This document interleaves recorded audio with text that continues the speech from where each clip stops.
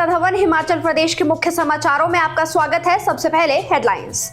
हिमाचल दौरे पर आ सकते हैं प्रधानमंत्री नरेंद्र मोदी, मुख्यमंत्री सुखविंदर सिंह सुक्खू ने दिए संकेत। जयराम ठाकुर ने सुक्खू सरकार को दी सलाह, कहा पुलिस कर्मियों की एचआरटीसी की यात्रा के फैसले को बदले, हर साल 5 करोड़ रुपए दे रहे हैं पुलिसकर्मी। मौसम की मार से बागवान परेशान, नहीं बिक रहा धड़ल्ले से सेब, उत्पादन भी हुआ कम।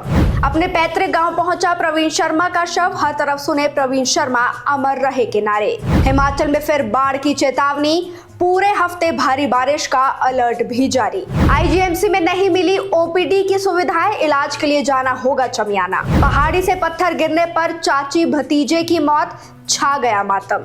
मॉनसून का असर पर्यटन कारोबार पर भी पड़ा, एडवांस बुकिंग रद्द करवा रहे सैलानी। अब खबरें विस्तार से। प्रधानमंत्री नरेंद्र मोदी हिमाचल प्रदेश के दौरे पर आ सकते हैं। हिमाचल के मुख्यमंत्री सुखविंदर सिंह सुक्खू ने मीडिया से बातचीत में कहा कि प्रधानमंत्री नरेंद्र मोदी प्रदेश के आपदा प्रभावित क्षेत्रों का दौरा करना चाहते हैं। इसे लेकर बीते दिनों प्रधानमंत्री कार्यालय ने हिमाचल के मुख्य सचिव से भी बातचीत की थी और आज भी उनके आने की योजना थी। मुख्यमंत्री ने कहा है कि खराब मौसम और बारिश के कारण पीएम का दौरा फाइनल नहीं हो पाया है। प्रधानमंत्री प्रदेश के आपदा प्रभावित क्षेत्रों का दौरा करने आ सकते हैं। उन्होंने कहा कि पीएम मोदी के दौरे के दृष्टिगत प्रदेश को आर्थिक मदद की आस भी बंध गई है। पूर्व मुख्यमंत्री एवं नेता प्रतिपक्ष जयराम ठाकुर ने शिमला से जारी बयान में सरकार द्वारा पुलिस कर्मियों को मिल रही एचआरटीसी की सुविधा को वापस लेने के फैसले की निंदा करते हुए उसे वापस लेने की मांग की है।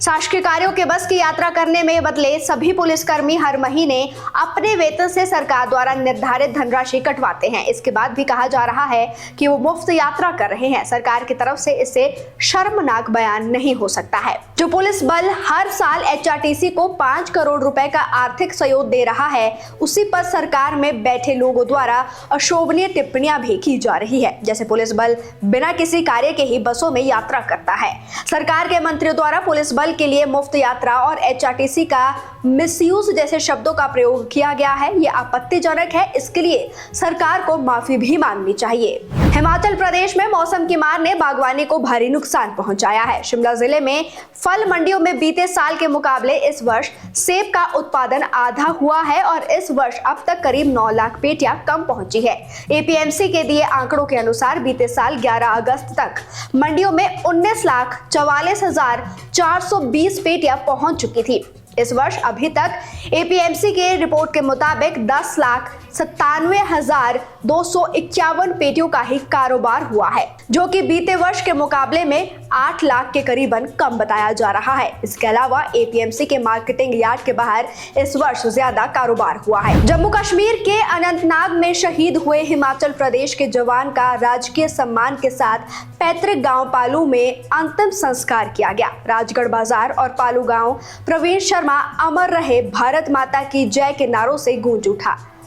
उनकी मां, बहन और अन्य परिजन प्रवीण के तिरंगे में लिपटे पार्थिव शरीर को देखकर बिलख बिलख कर रो कर बेसुध हो गए। शहीद के पिता राजेश शर्मा ने अपने इकलौते बेटे को मुखाग्नि दी। सेना के जवानों ने इस मौके पर शहीद को अंतिम सलामी भी दी है। राजगढ़ बाजार में लोगों ने तिरंगा झंडा शहीद के पार्थिव देह पर रखकर श्रद्धांजलि भी दी। हिमाचल प्रदेश में मानसून लगातार सक्रिय बना हुआ है और विभिन्न स्थानों पर रुक रुक कर बारिश का दौर भी जारी है। लगातार हो रही वर्षा के चलते नदी नालों का जलस्तर बढ़ा हुआ है और जगह जगह भूस्खलन की घटनाएं सामने आ रही है।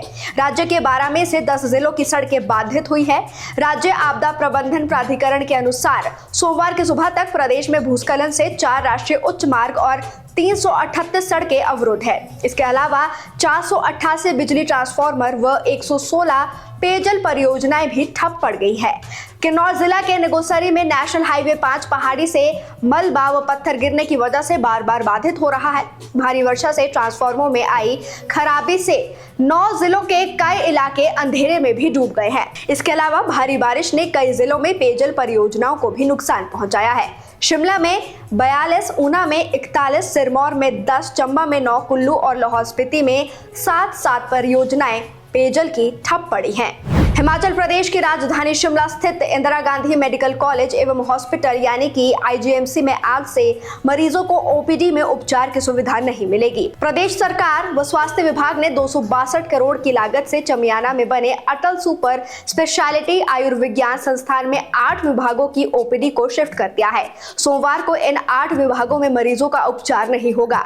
मरीजों को इलाज के लिए चमियाना जाना होगा। हिमाचल प्रदेश में विजिलेंस एवं एंटी करप्शन ब्यूरो ने पंजाब के 2 प्रोफेसरों को गिरफ्तार किया है। ये प्रोफेसर बाबा फरीद यूनिवर्सिटी और सेंट्रल यूनिवर्सिटी के हैं। इन दोनों ने पालमपुर के साई यूनिवर्सिटी को इंस्पेक्शन में फेवर के बदले 3.5 लाख रुपए की रिश्वत ली है।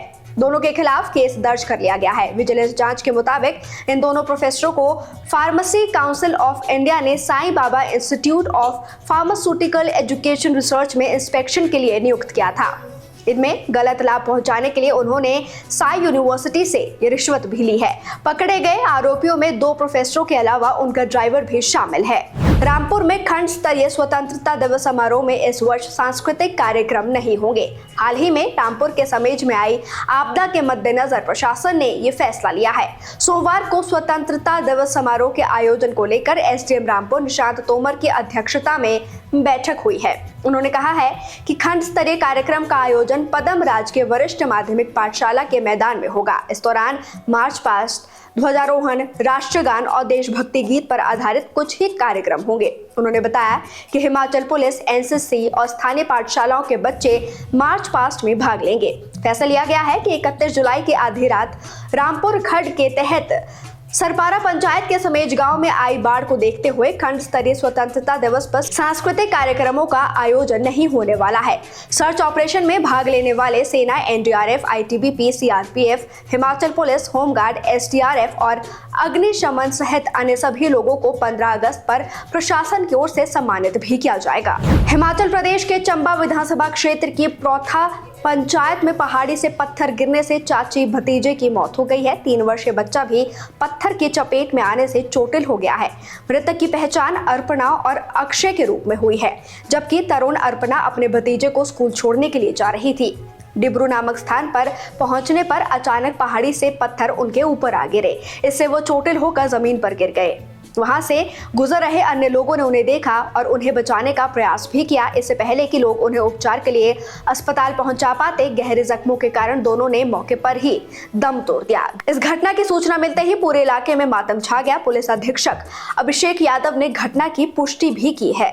मॉनसून सीजन में राजधानी में पर्यटन कारोबार पूरी तरह से प्रभावित हो गया है। हिमाचल पर्यटन विकास निगम सहित निजी होटलों में 10 से 12% तक ऑक्यूपेंसी चल रही है। कई होटलों में तो ऑक्यूपेंसी 10% से भी कम हो गई है। होटल कारोबारियों के मुताबिक पर्यटक एडवांस बुकिंग को भी रद्द कर रहे हैं। इसकी वजह हिमाचल में बादल फटने की घटनाओं को माना जा रहा है। इसके अलावा राष्ट्रीय राजमार्ग पर जगह जगह भूस्खलन की घटनाएं भी हो रही है। इस कारण भी पर्यटक हिमाचल आने से परहेज कर रहे हैं। वीकेंड पर राजधानी के ऐतिहासिक रिज मैदान पर सैलानियों की भी कम संख्या रही। रविवार को शहर में सुबह से ही बारिश का सिलसिला चलता रहा। दोपहर बाद बारिश थमी है। इस दौरान सिर्फ इक्का दुक्का पर्यटक ही रिज मैदान और मॉल रोड पर चहलकदमी करते हुए नजर आए। हिमाचल के मुख्य समाचारों में फिलहाल इतना ही। बने रहिए नेशन स्पीक्स के साथ।